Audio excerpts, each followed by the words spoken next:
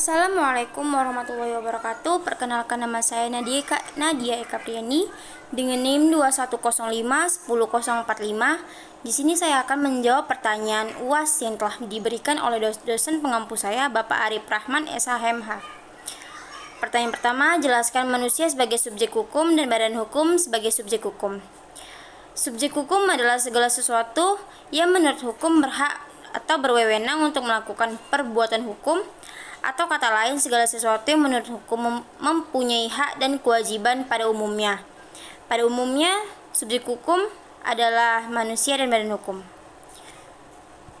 Setiap manusia telah menjadi subjek hukum sejak ia dilahirkan. Bahkan jika kepentingannya menghendaki, sejak masih dalam kandungan pun ia telah menjadi subjek hukum, kecuali jika meninggal pada saat dilahirkan. Secara yuridis, ada dua hal yang menjadi alasan manusia sebagai subjek hukum, yaitu: satu, manusia mempunyai hak-hak subjektif. Kedua, manusia mempunyai kewenangan hukum. Dalam hal lain berarti mempunyai cakap hukum, yaitu sebagai pendukung hak dan kewajiban.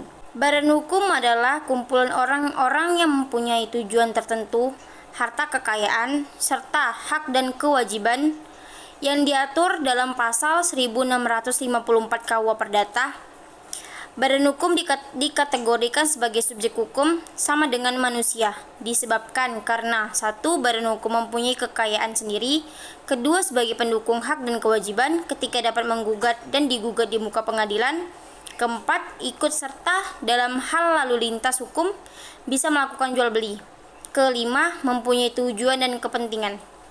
Contoh badan hukum yang menjadi subjek hukum adalah negara, pemerintah daerah, Bank Indonesia, PT, dan sebagainya.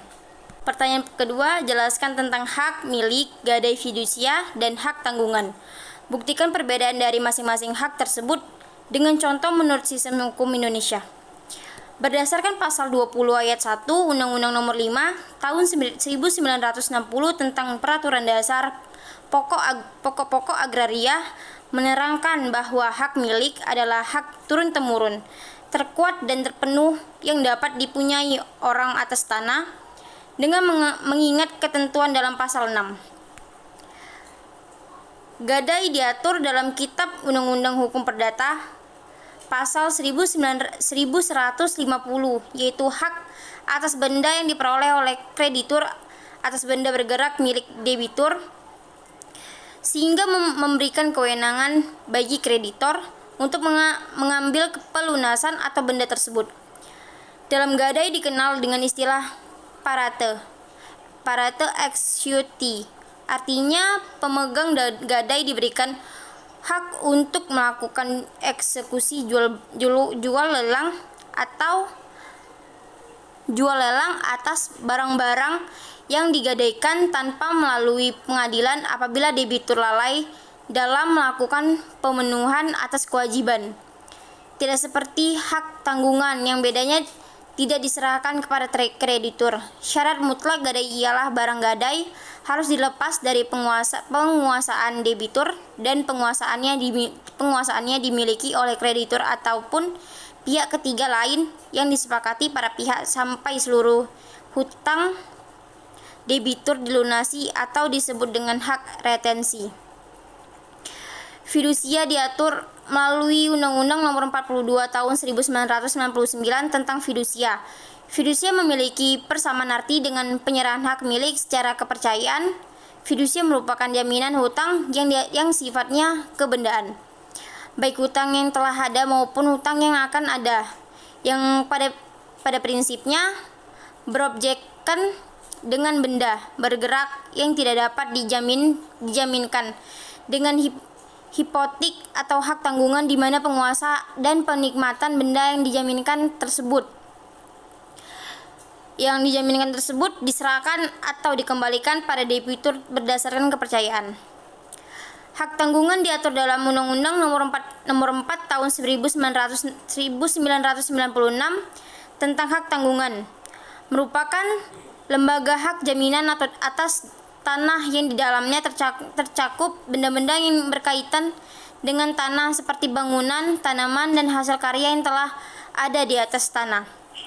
sebagaimana dimaksud dalam Undang-Undang Nomor 5 Tahun 1960 tentang Peraturan Dasar Pokok-pokok Agraria untuk pelunasan utang tertentu, yang memberikan kedudukan yang diutamakan kepada kreditor tertentu terhadap kreditor-kreditor lainnya.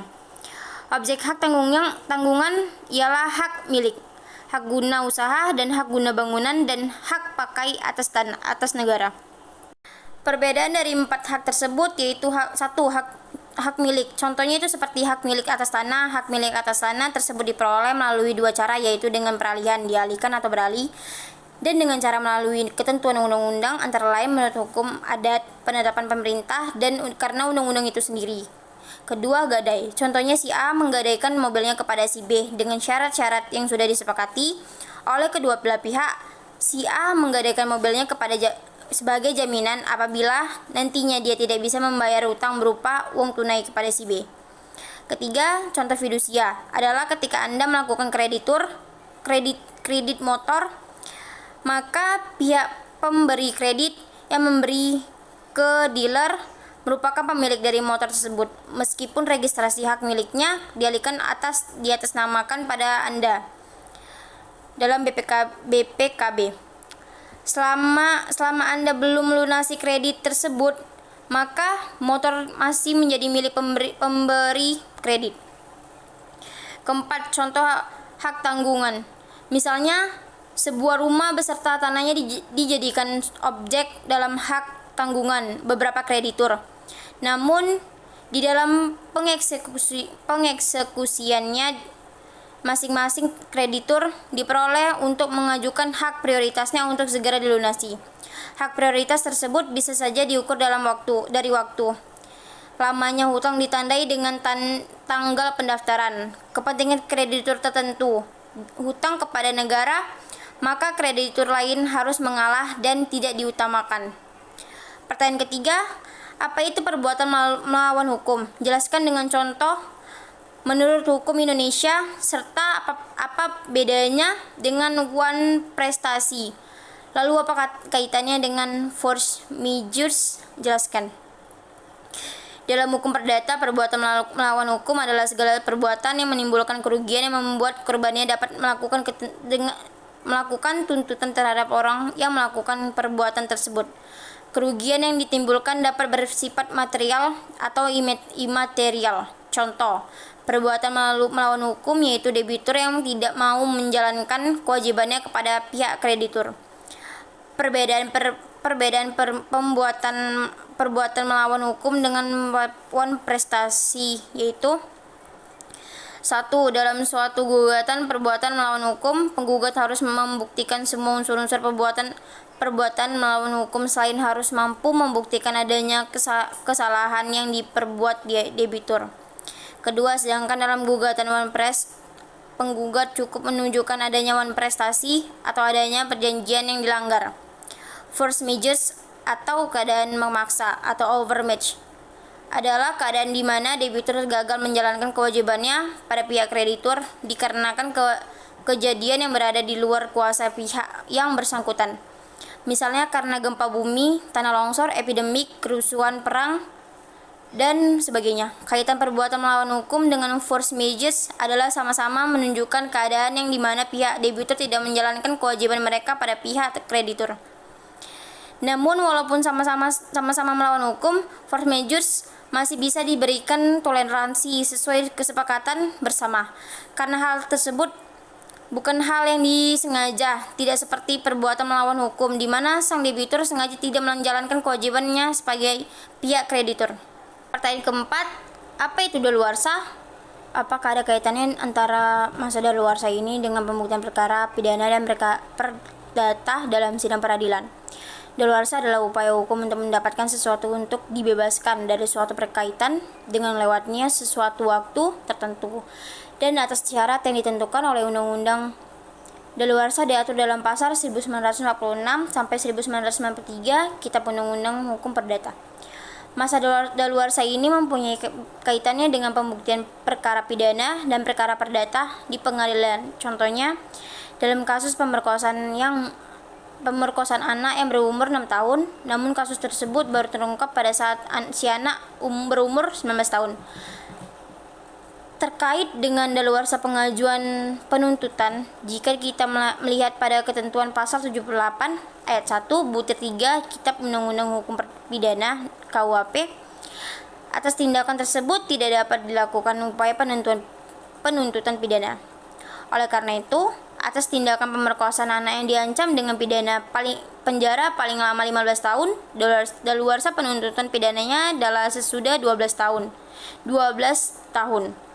Dengan demikian, atas perhitungan masa daluarsa atas kejadian tersebut, di mana korban pada waktu diperkosa berusia 6 tahun.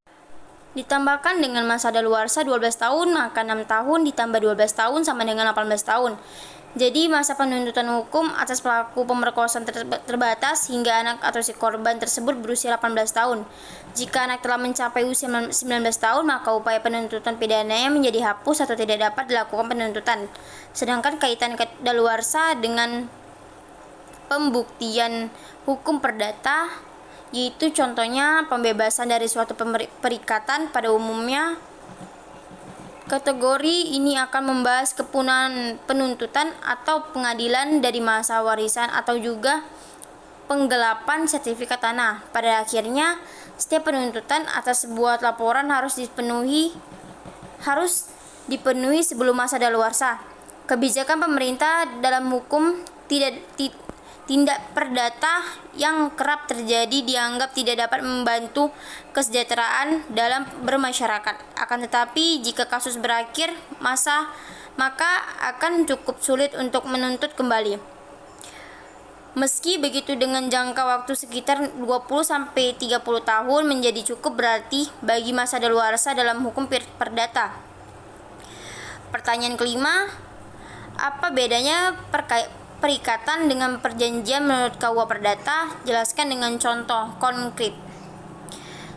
1. Perikatan adalah aturan yang mengatur hubungan hukum dalam harta kekayaan antara dua pihak atau lebih, yang memberi hak pada salah satu pihak kreditur dan menuntut sesuatu dari pihak lain atau debitur atas suatu prestasi. Perikatan bersumber pada undang-undang di mana hak dan kewajiban yang muncul karena undang-undang mengaturnya demikian. Contoh dari hukum perikatan ini sendiri yakni sewa menyewa dan jual beli. Contoh konkretnya yaitu ketika seseorang berjanji akan menyewakan rumahnya jika ia dipindah tugaskan ke luar negeri. Artinya, jika ia pindah tugas ke luar negeri, ia baru akan menyewakan rumahnya, tetapi jika tidak dipindahkan maka tidak ada perikatan untuk menyewakan rumahnya.